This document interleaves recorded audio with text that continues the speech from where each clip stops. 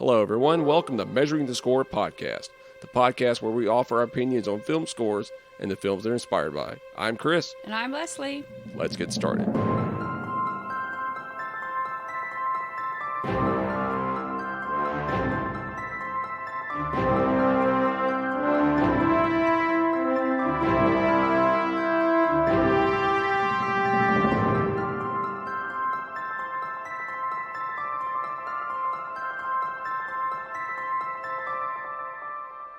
Hey everyone, welcome to episode 12, and today we're going to be talking about Bad Boys, the 1995 Michael Bay film, which was his first movie, starring Will Smith and Martin Lawrence, and it was the start of the Don Simpson, Jerry Bruckheimer sound.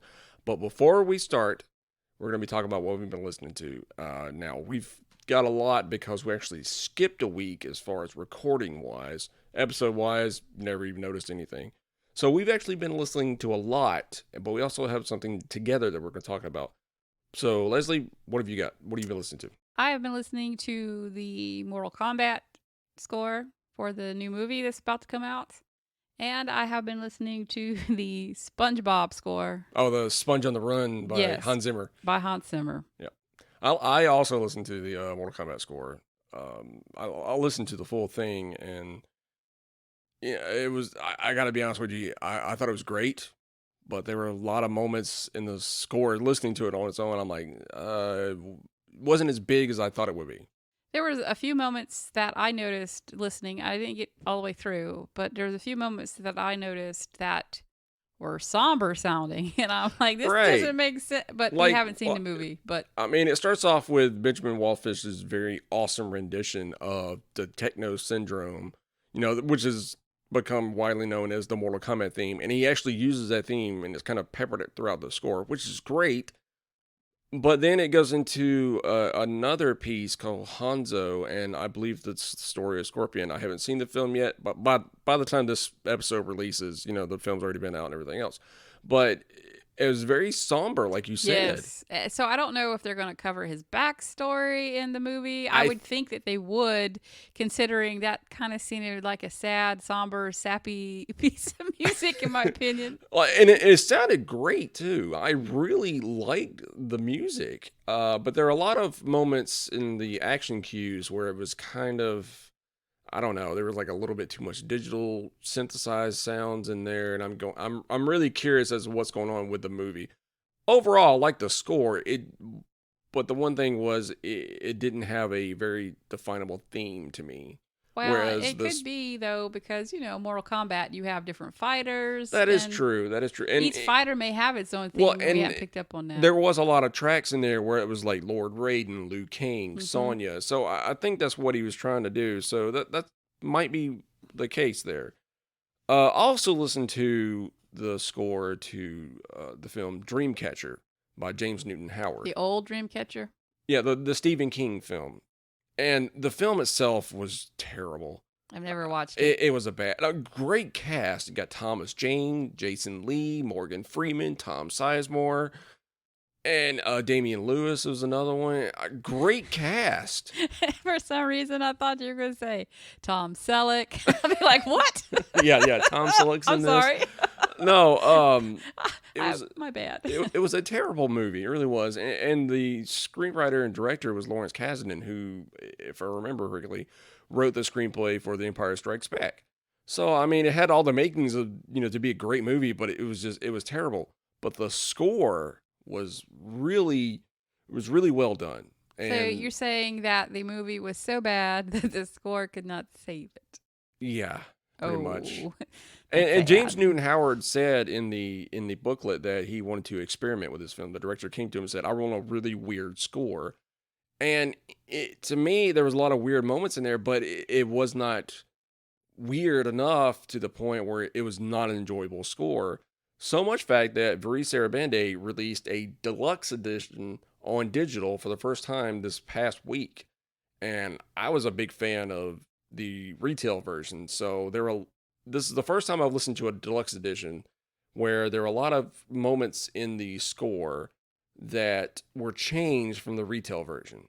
So, what if you had somebody come up to you and say, "Okay, Chris, I want you to make a weird score." In your mind, constitutes as a weird score?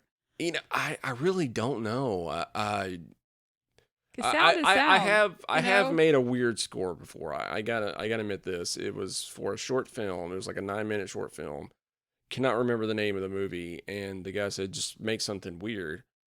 I was like, okay, and I started bringing in like a lot of world instruments, a lot of hand pan stuff. But that's not weird. That's Well, more tribal. the way I was using it was weird. I was stretching the notes out, and it's a weird score. But When I think of weird, what comes to my mind is the theremin. For whatever reason, the theremin pops in there. a theremin can, it can be used to identify weird. So yeah, and I actually had to do that once. There was a short film I scored called Head. It was from a director, a friend of mine, and I scored the entire thing. And then the producer um, came in and was like, "Hey, let's have him go back through and add a theremin in there." Oh yeah, I remember you doing that. Yeah, and the score was very serious. So I was going, "How is that going to work? How am I going to add a theremin in there and make it scary?" And it was very very hard to do that. Because I had to, I mean, because the theremin I have is digital. I mean, it's software. It's not a real theremin. So I had to go back in there and really mess with it and everything else. I made it work, but ultimately I told him, I said, "Look, I don't think this works for I don't think this works for the film. I mean, it sounds great, but this is not what you want for this movie. Or, I mean, because you're not gonna be taken seriously." I got it to work to make it sound serious. It just did not work for the film itself. So ultimately, they agreed with me. But like they said though, they say it sounds great. We love it, but it doesn't work for it doesn't work for the movie. But that's in my mind, when you say, "Okay, we want this to sound weird. Let's bust out the theremin, everybody. Let's get weird." Every time I hear a theremin, I think of Ghostbusters. Well, I think of Ghostbusters, but I also think of like Mystery Science Theater or 1950. Yeah. Yeah. Alien movies. Yeah. Definitely. Another thing that is kind of interesting that both of us have been watching is the new Are You Afraid of the Dark? And growing up, Snick, Saturday Night Nick, it was, the Are You Afraid of the Dark show came on, and it was basically the teen version of The Twilight Zone. I love the Midnight Society. I love the stories they told. And this new version still aims at the teenagers. It still has that teeny bopper kind of conversation. But I love the storyline to it. It's not they're telling a story and everything else. This time, the story is happening to the Midnight Society themselves. And they brought back the theme to Are You Afraid of the Dark? And I noticed that when we sat down and watched it. I'm like, "Oh, look, that's the theme. I remember the theme." But it was played a little bit differently, and they used an organ. But it was still the theme. And it still made my hair stand up when it happened, too, because it still freaked me out. And there was moments in the score where they brought that theme back just a little bit. And I thought that was great. I thought it was great that they did that. Well, the only theme that ever really did that to me was Unsolved Mysteries. And even to this day, when they start hitting those high notes, I get the chill bumps, and I'm like, "Oh, this is creepy." Well, I remember when they brought Unsolved Mysteries back for Netflix, and they brought the theme back, but it still wasn't the same. I mean, they still had the same notes and everything else, but it didn't have the same eeriness to it that the original did. As soon as that, drum line would hit and the synthesized piano would come in, you immediately go, I know. I still do it. There was a guy I work with who had the Unsolved Mysteries score on record. Oh my goodness. He found it at a thrift store, and he said he couldn't even finish it. He said it freaked him out. I can see it now. Chris, look what I found. Burn it. Burn it. we were sitting around at work one time, and we're sitting there talking about that theme, and all of a sudden I pulled it up on my phone and started playing it. Everybody's going, no, turn it off, turn it off, turn that off.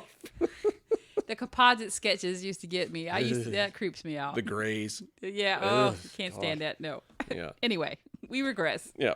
So, like we were talking about today, we're going to be talking about 1995's Bad Boys. Now, what was your first interaction with this film? What was the first time you saw this?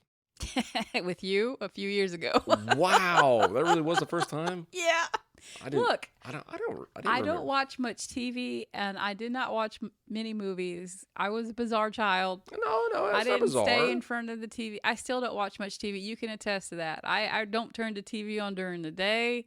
I do not watch TV. And so I remember telling you the first time, hey, I've never seen this movie. And you're like, what? That's right. Yeah, you did Yeah. tell me.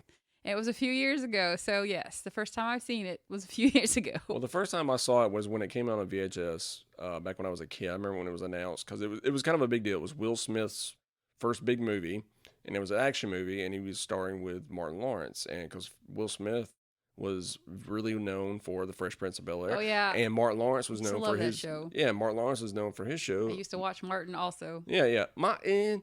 I hated that watched theme all song. those. I hated that theme song. Well, that was I love the popular show. back in the I know 90s. it was not popular back then. Yes, it was. I loved Martin and I loved The Fresh Prince. I love both of those shows. I knew- I love the theme to Fresh Prince. I think to this hated the day theme I to know Martin. every single word to the Fresh Prince of Bel-Air song. We are not doing that on this podcast. I'm not going to sing. because we would get I'm struck going- with a copyright strike. So no, we're not doing I don't want them to hear my horrible singing voice. That's why I play the flute. This is why I do digital. That's why I do not sing in the choir or sing. I sing in the shower I don't even do that. with an audience of one, myself. Now, one of the things though, this was before I started noticing film scores and everything else. I do remember because I was a kid when this came out. I was probably like in the 5th grade, and Oh yeah, you're younger than me. yes. I was not in the 5th grade. Anyways, and I do remember the theme to this movie like really standing out to me. I remember watching the movie, and it was already after I'd watched it, and I popped the tape back in. Tape. Yeah, I popped the tape back in, and I kept rewinding the opening theme. And my mom come around, and she was like, "What are you doing?" I was like, "I really like this music. I really like this." And I remember it always stuck to me as a kid. And when I started noticing film scores and who was the composer and things like that, that's when I started finding out, who done what. And Mark Mancina, the composer, I remembered from Speed, which came out in 1994. And I've never seen that movie. are you being serious? You've never seen Speed? No, I've never seen Speed. Oh man, I know what we're watching after this podcast, and it's on HBO right now. I just know who the villain is. Please tell me you know it's Dennis Hopper. Yes. Okay. That's all I know. Oh man, you've never seen Speed? No. Mm-mm. Maybe bits and pieces, but mm-mm. I remember there's a bus.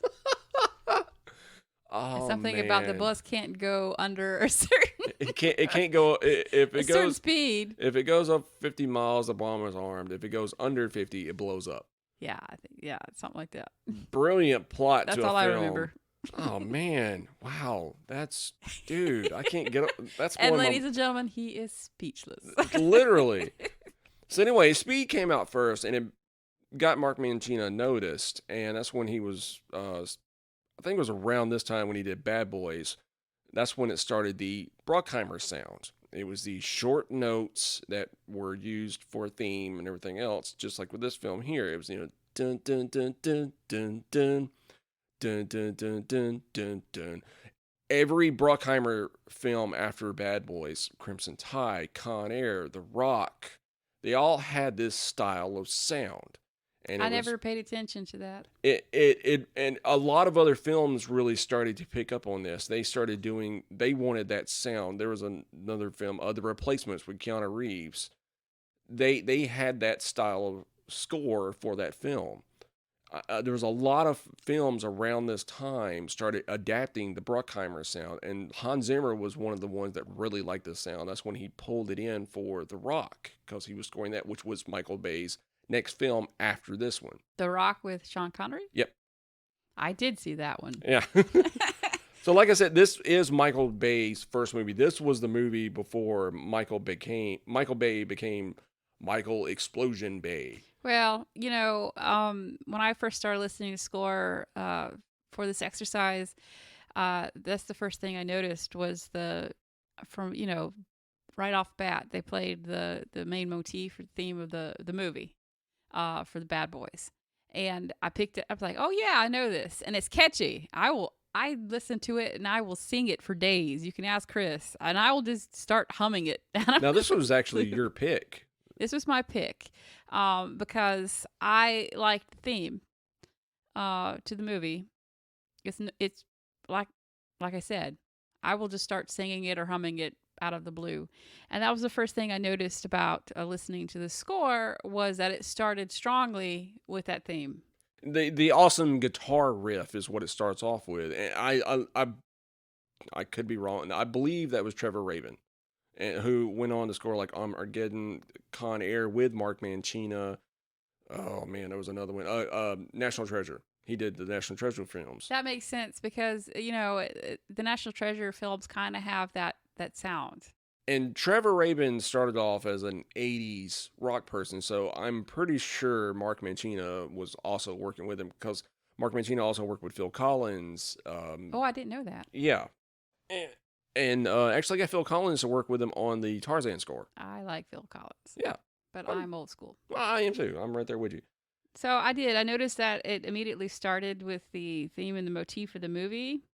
And then that the score had kind of like this Miami Vice feel to it. Which makes sense because the film takes place in Miami. And so when you start watching the film, which we'll get to in the movie, you can understand that. But when you just listen to the score, it kind of has this, Miami Vice action feel to it.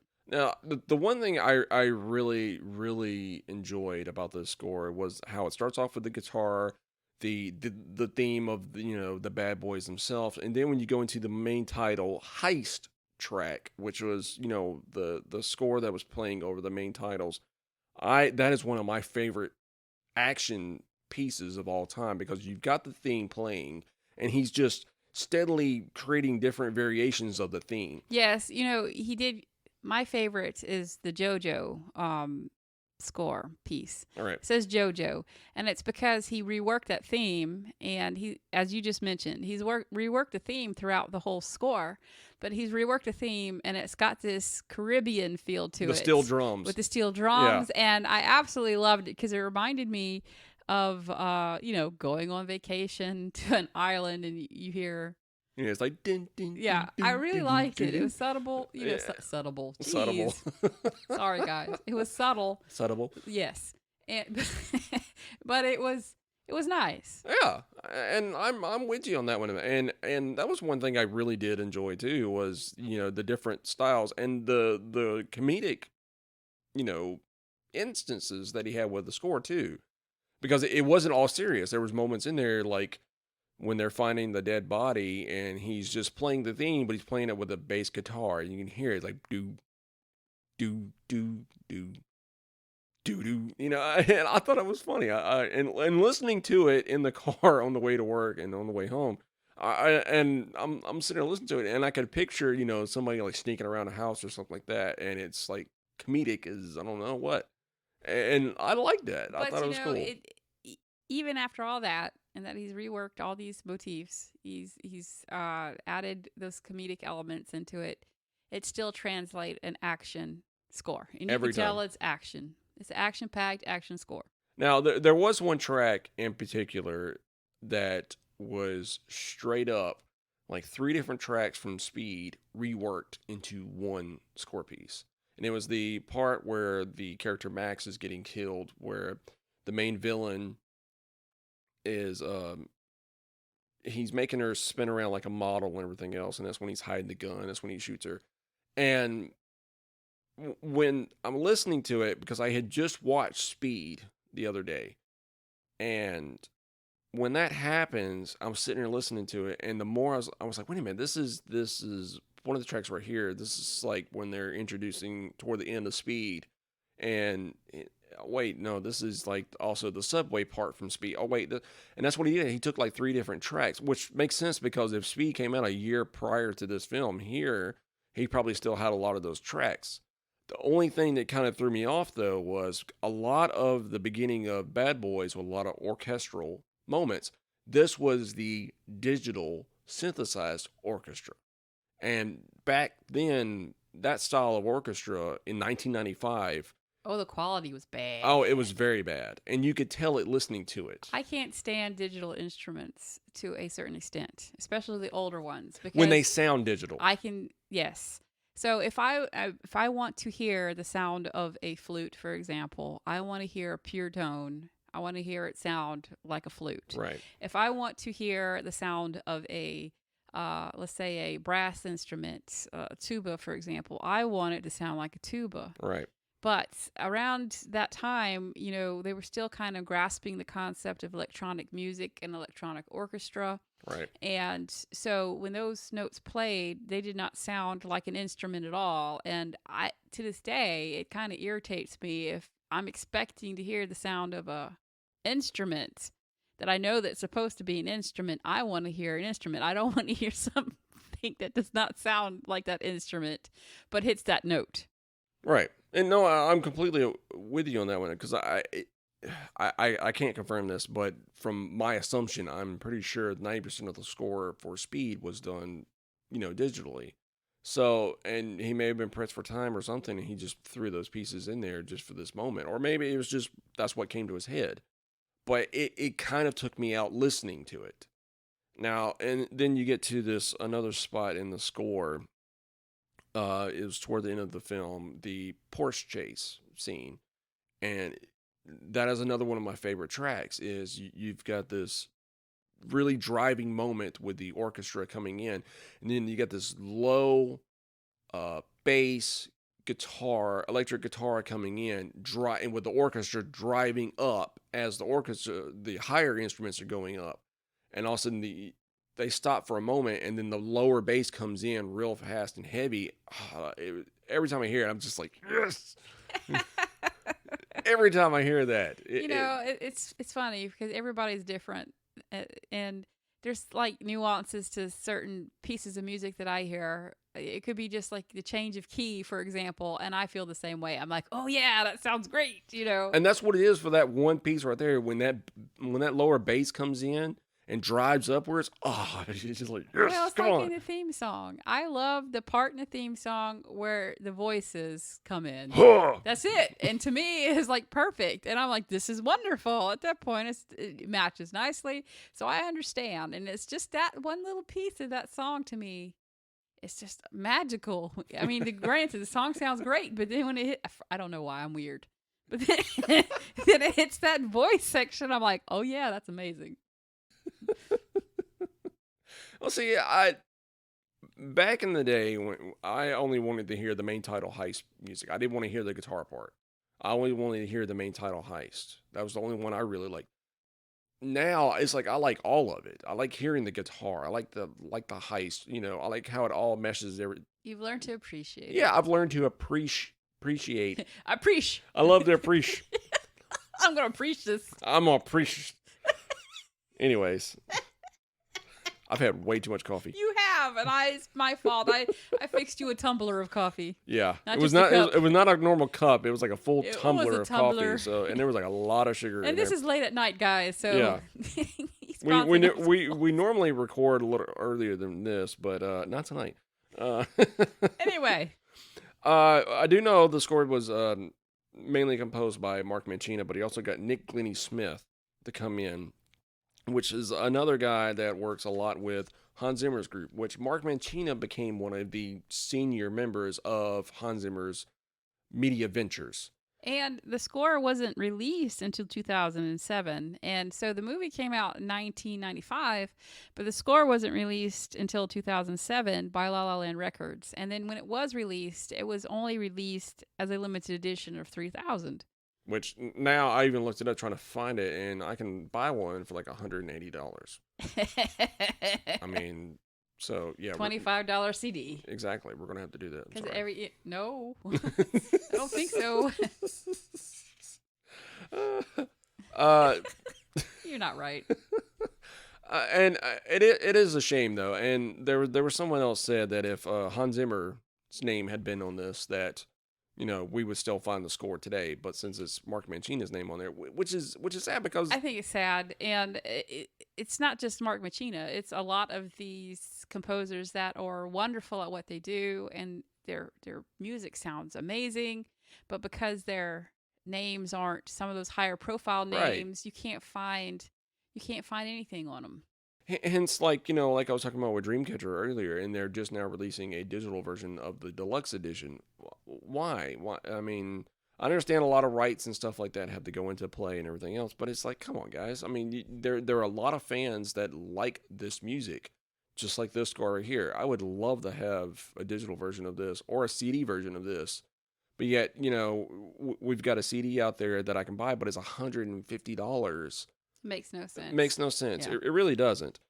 Now, uh, the way the rest of the score was fine. I mean, the way it played out, it was great. I like the action moments. I like the action cues.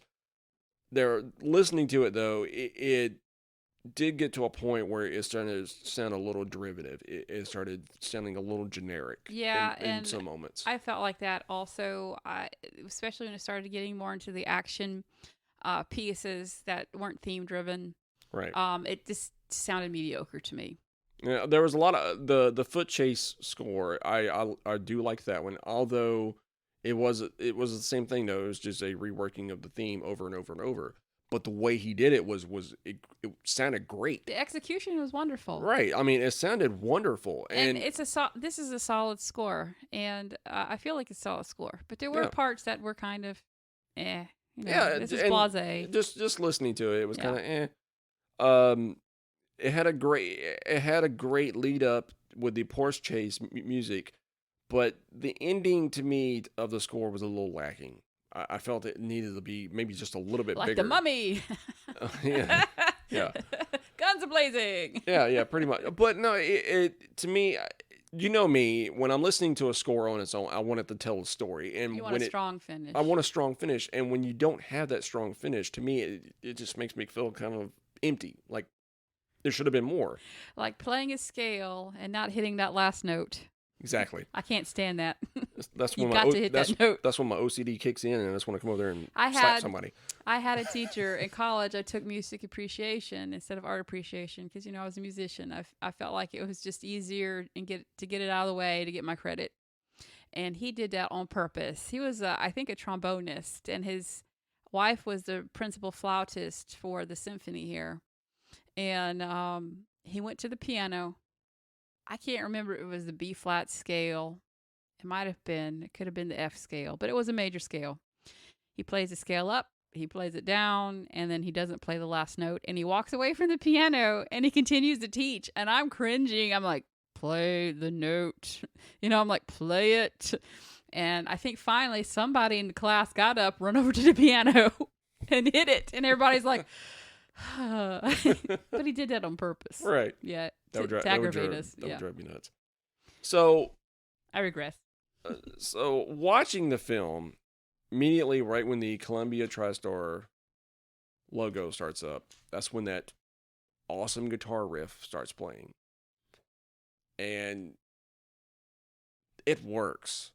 It works so well for that moment because it just automatically puts you into the film. So, yeah, I noticed that, and Chris and I have joked about this in this podcast, that we've noticed that scores that do well initially start out with just the movies play that score at the very beginning, from the beginning, as the, like Paramount, comes right. up on the screen. And this one was no exception. It started to play. We hear the theme right away. Right. What I noticed was like in the first 5 minutes of the film, so you got the Bad Boys theme playing. Right, the guitar riff. The guitar riff, the motif, that starts to play. And that's when it plays throughout the whole comedic opening, which was reshot, by the way.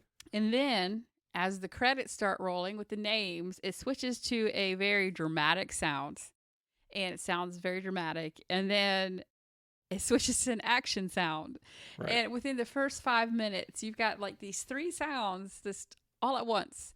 And it's not that it was conflicting, in my opinion. It was just, to me, kind of odd that they would change the sounds like that in a matter of minutes within, the start of the film, instead of dragging it out or, putting it in different parts of the film. Right. No, and yeah, I thought it. To me, I don't know. I thought it worked. I didn't say that it didn't work. I just thought it was just strange. No. Yeah, it was a little weird to have, but I mean, it worked well with what's going on the picture and everything else.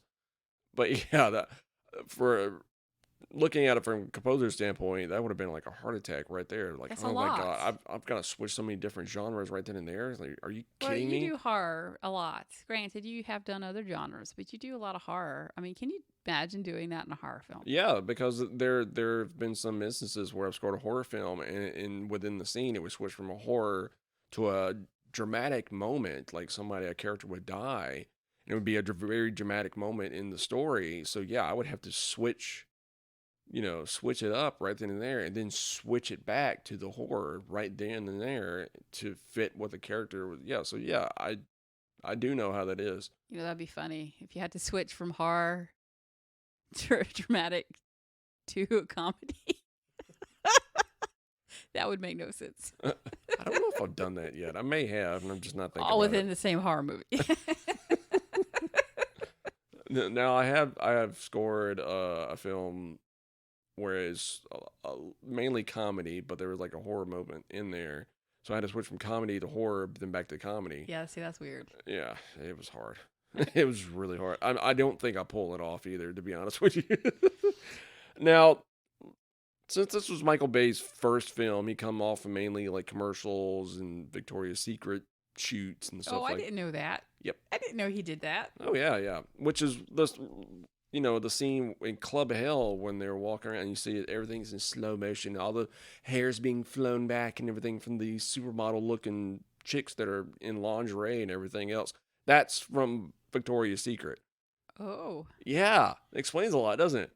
Kind of, yes. Yes, it does.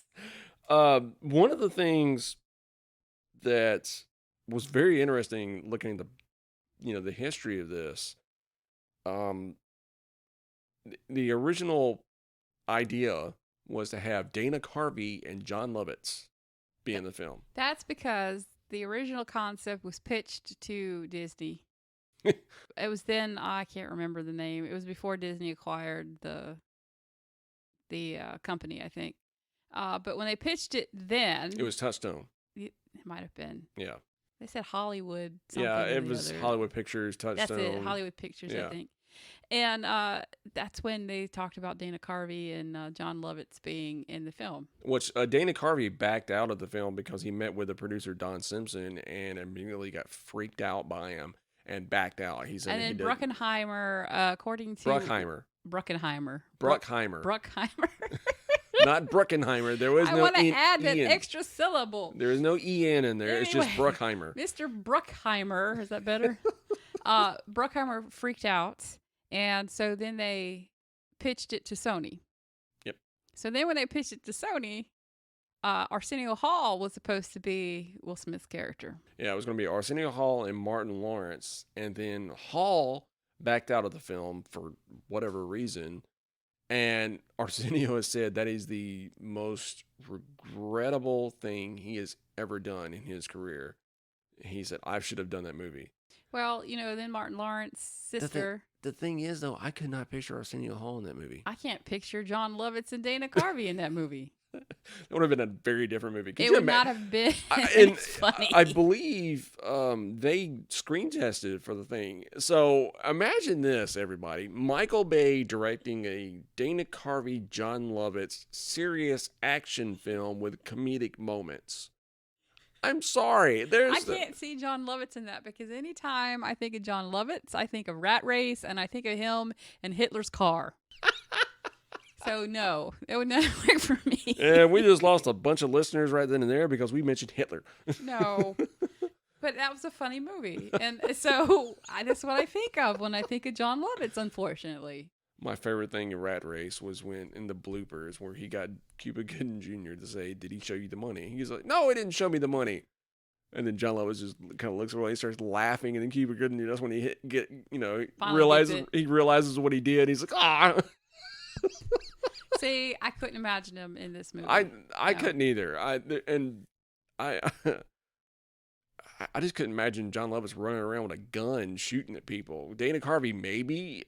No, no. No, I think of turtle, turtle, turtle. I can't. No, I can't. I'm sorry. It just does not work. Turtle. Am I not turtly enough for the Turtle Club? Such a stupid movie. But yet we still remember about the turtle. I know. Anyway, we regress. What I was going to say is that Martin Lawrence's sister suggested Will Smith be in the film, and Will Smith at the time was still filming The Fresh Prince of Bel-Air, and that's why Arsenio Hall backed out, because Arsenio Hall was still doing his show. Makes sense. So okay. he backed out because of that. So then Martin Lawrence sat down with Will Smith at I guess it was lunch. It was lunch or dinner, but they sat down, had a meal, and then they kicked it off. Right. And so from then, right, history has been made. Right, and they became really good friends because of this movie. And I remember on an episode of Fresh Prince of Bel-Air watching it where little Nikki Banks would come running up. It's going, they're not going to let me watch the movie because it's rated R. And he goes, what movie is it? He goes, Bad Boys. Oh, Bad Boys. What are you going to do? Yeah, he made a reference to he's like, what you going to do? That's what it was. Because after he filmed this movie, he went back to record the last season of Fresh Prince of Bel-Air. Yeah. And I remember that because I watched Bad Boys and then I watched Fresh Prince. So, and the one thing about this movie that we talked about with the score that is very similar to Beverly Hills Cop. Yes, when we were watching it, I noticed how, and I asked Chris about that. I said, Chris, does this seem kind of reminiscent of Beverly Hills Cop? I said, because he's repeating the theme. Granted, Mark had repeated the theme in the movie, but he has rewritten the theme. So it's not the same theme like in Beverly Hills Cop. Or it's just the same thing over and over and over. Yes, so you hear Axel F 70 billion times. And this one, you hear the theme, but you hear like the JoJo's theme, which is the Caribbean-based theme. Or you hear the comedic bass guitar theme. Yeah, when they find the electric dead body. Guitar, or the very serious action theme. It added variety. So even though that it seemed like it kind of followed the same formula as Beverly Hills Cop, to me, because he rewrote the theme, it added more of a variety that Beverly Hills Cop did not have. It did not want to come out. Which very interesting, though. Don Simpson and Jerry Bruckheimer also produced Beverly Hills Cop. Yeah. So then when you brought up that point, I'm like, that makes sense. So they're going to use something that they knew that was successful. Right. Now, there were a lot of moments in the film where there was, like toward the end of the film, right before the whole foot chase sequence, there was a lot of moments where there was no score. That's what I noticed. I have in my notes here, there was lacking of a score around the second time they meet JoJo, because remember they go back to JoJo. Right. There was no score there. And it was there was soundtrack. No it was source music. But there was no score there for a little bit of period of time that it made it that it was noticeable to me. Right. And then I've noticed that there was a bizarre hit. I don't know if you noticed it in the movie, but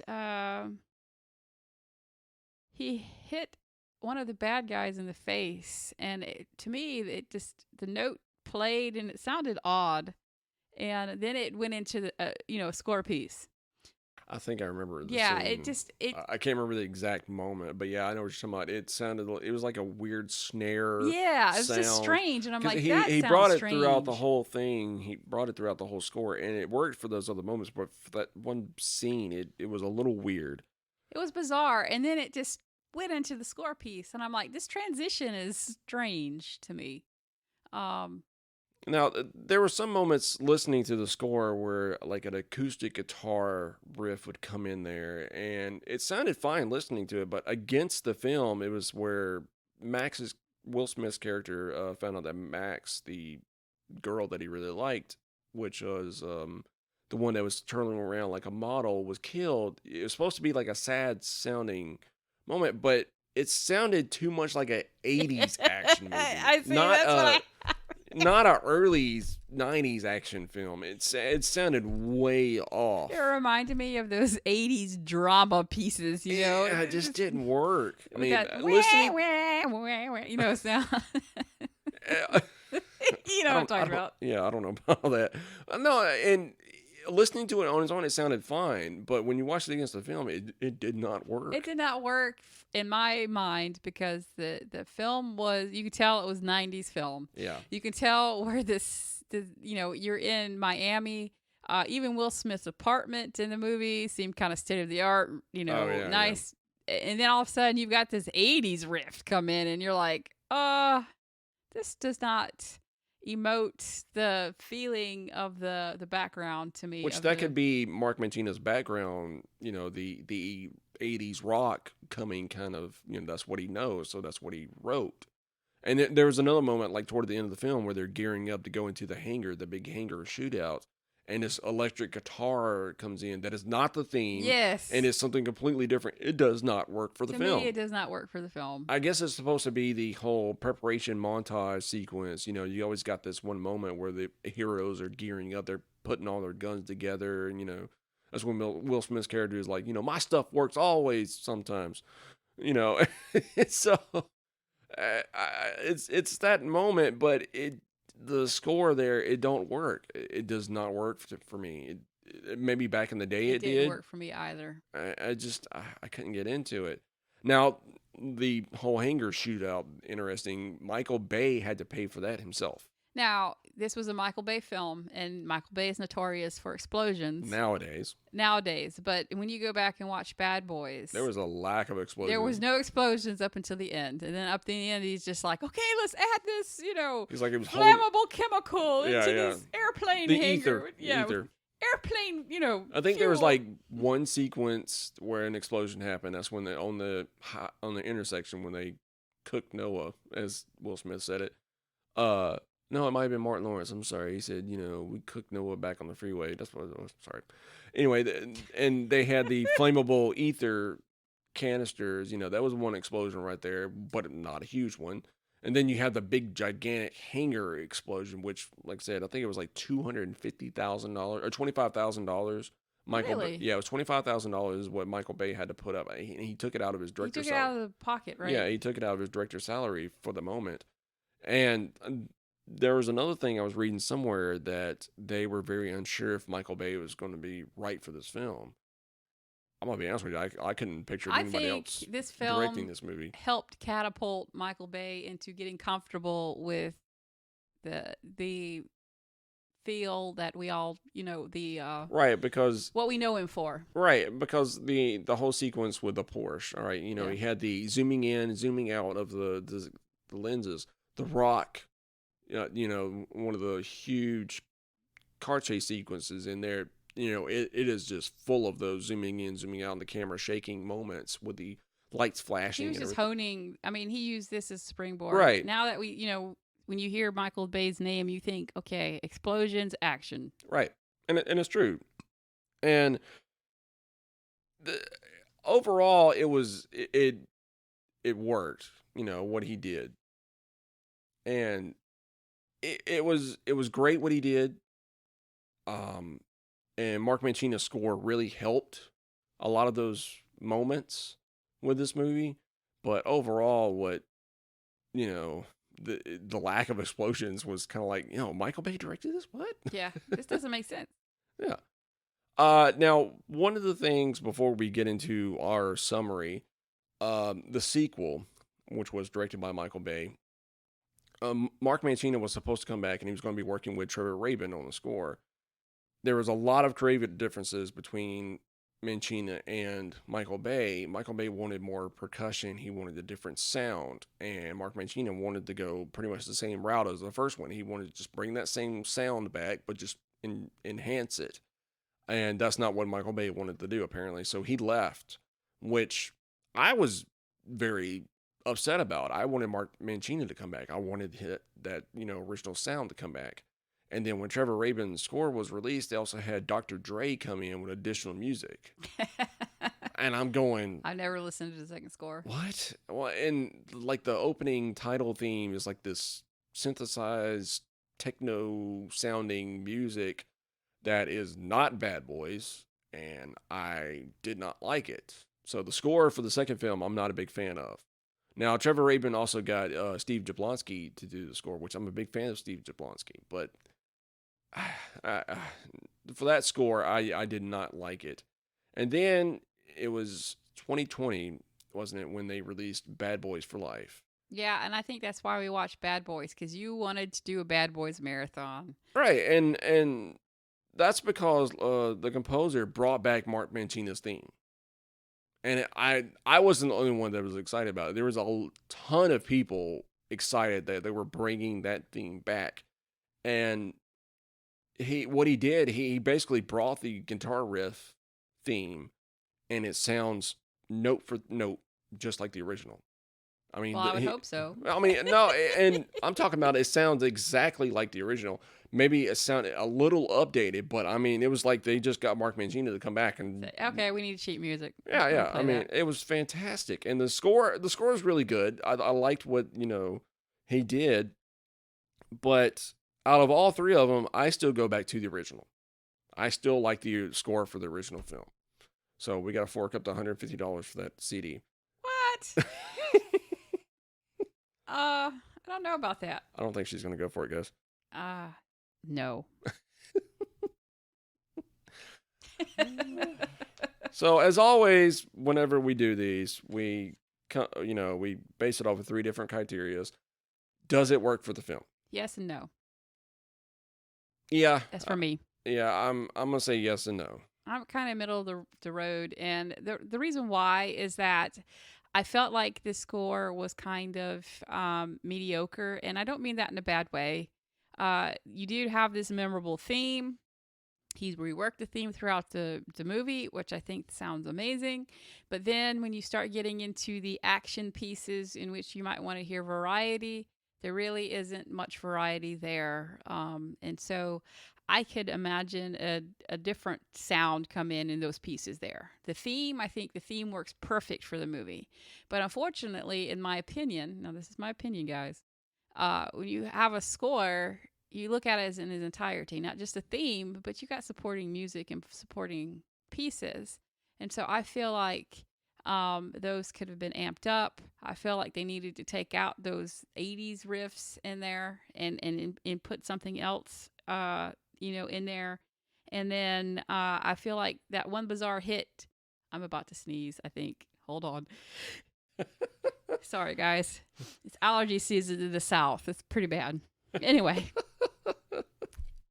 I think the bizarre hit that I mentioned too, just kind of it added to that. I think that I would have felt a little bit differently if those 80s pieces weren't in there. So to me, yes and no. Yeah, the theme works great, but I feel like some of those other pieces need to be reworked. I agree with you for the most part.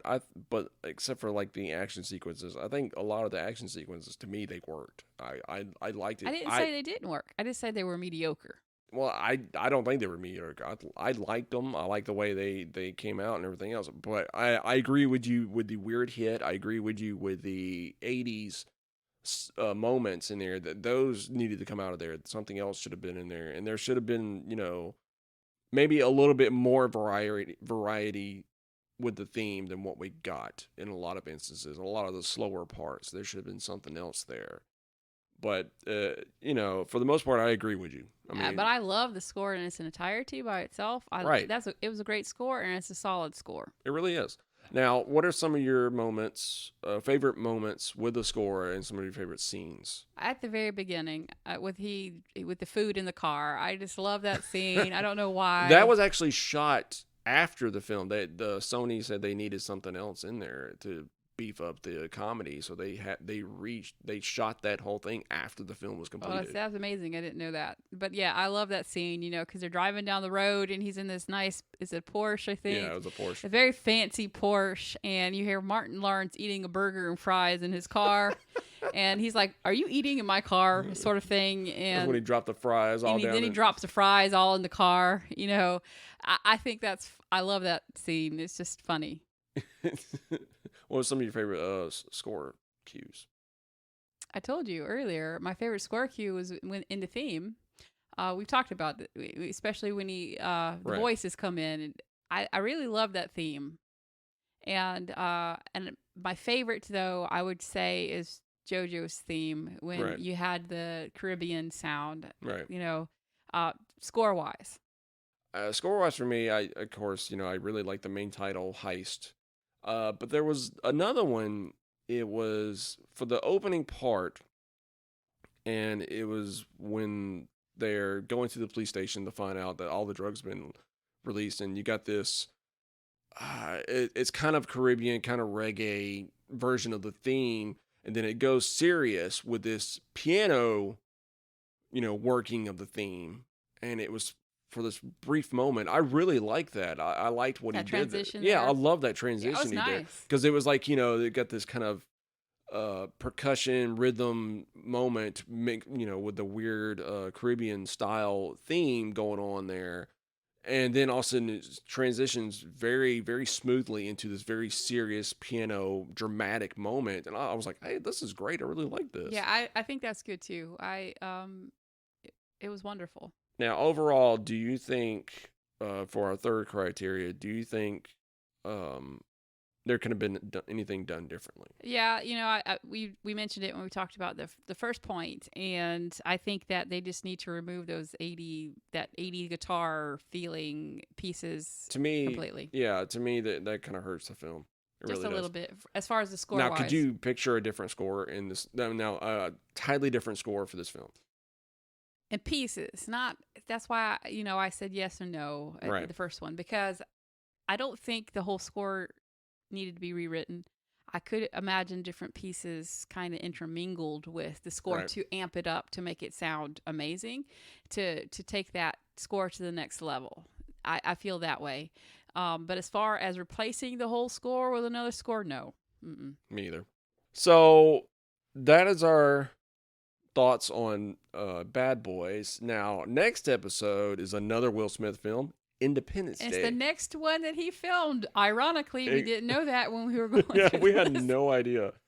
And yeah, and it's Independence Day, and I love that score, so I cannot wait to start talking about that one. I started listening to it already. So normally when we close this out, we start talking about social media. Before we do that, though, I want to give a quick shout out to Cheap Seat Reviews. I've been talking to these guys on Twitter, and I've been listening to their stuff. Seriously, guys, if you're not listening to them, go check out their stuff. They got a lot of hilarious reviews on there, and I listened to their Godzilla vs Kong. That was great because a lot of their points was the same thing that we were thinking when we were watching the movie. So yeah, it was great. I loved it. So yeah, seriously, go check those guys out. Also, we're also kind of kicking around the idea of doing a Patreon. Now, we're not really too sure of what the rewards would be or the earnings or how much. We're still trying to figure this all out.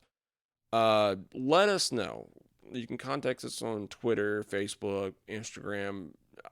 Mainly on Facebook or Twitter is where you best reach us. Seriously, we're kind of on the fence about this. If we should do it, not do it.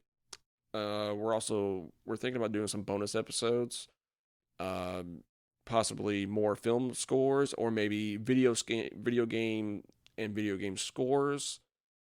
I don't know how that's going to work because I also have another podcast I'm probably going to start doing with a bunch of friends of mine, which we'll talk about that another time. But I don't know. I mean, what do you guys think? Do you think we should do it? What would you like to hear? Would you like us to keep doing film scores? Would you like to do video game scores? Something else? Let us know. Send us an email, measuringthescore@gmail.com. Like I said, Twitter, Facebook, Instagram. Also, leave us a review. Give us a rating on wherever you listen to podcasts at. We're on Apple, Spotify, pretty much wherever you listen to podcasts. And give us a review and let us know what you think of the show. Good, bad, whatever. We'll Like take us it. on Facebook. You can leave us a comment on Facebook. You can message us on Facebook. We do as Chris says, all the social medias. All the social medias. We really do. The main ones that you can really catch us on is Facebook and Twitter. We even have a TikTok account. What? Yeah, you didn't know. No, Yeah. I did not know that. Yeah, I did a TikTok. I mean, we're just posting basically the audiograms that we do, but we got a few hits on there or whatever. But yeah, nothing real major. I'm not even sure. Fancy. I'm not sure if we're going to keep that one, I'm but too yeah, old school. I don't know anything about TikTok. I don't either. But as always, guys, thank you so much for listening. For Measuring the Score, I'm Chris. And I'm Leslie. Have a good one.